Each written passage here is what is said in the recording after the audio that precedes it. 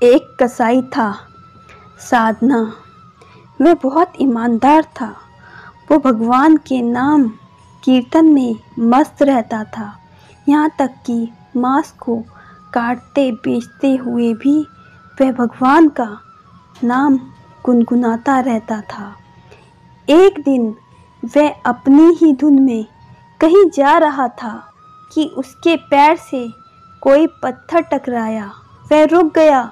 उसने देखा काले रंग के गोल पत्थर से उसका पैर टकरा गया है। उसने वह पत्थर उठा लिया व जेब में रख लिया।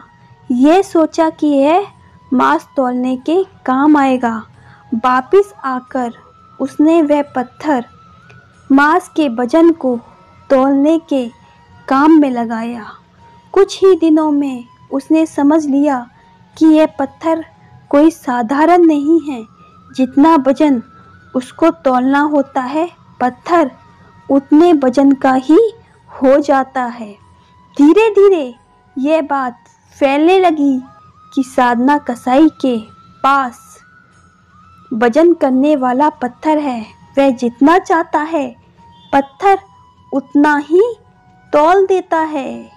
किसी को 1 किलो मांस देना होता तो तराजू में उस पत्थर को एक तरफ डालने पर दूसरी ओर 1 किलो का मांस ही तुलता।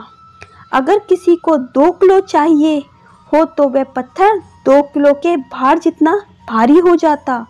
इस चमत्कार के कारण उसके यहाँ लोगों की भीड़ जुड़ने लगी।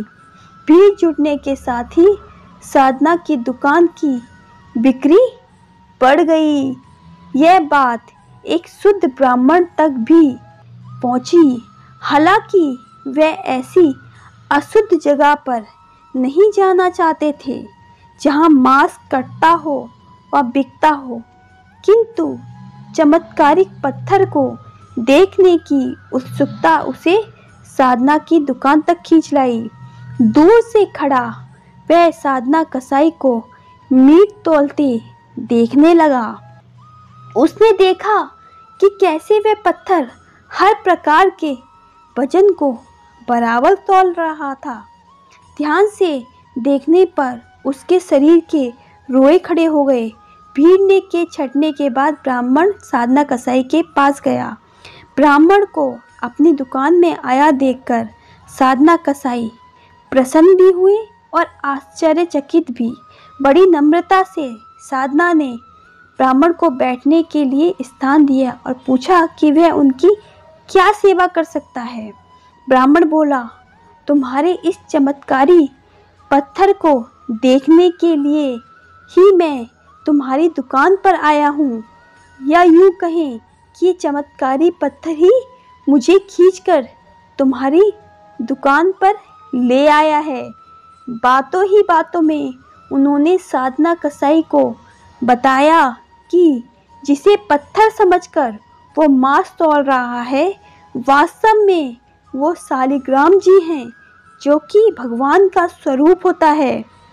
शालिग्राम जी को इस तरह गले कटे मांस के बीच में रखना व उनसे मांस तौलना बहुत बड़ा पाप है। साधना बड़ी ही सरल प्रकृति का भक्त था।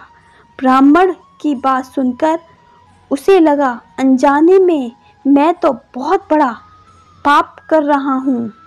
अंत में विनय करके साधना ने वह शालिग्राम उन ब्राह्मण को दे दिया और कहा कि आप तो ब्राह्मण हैं, अतः आप ही इनकी सेवा परिचर्या करके इन्हें प्रसन्न करें। मेरे योग्य कुछ सेवा हो तो मुझे अवश्य बताएं।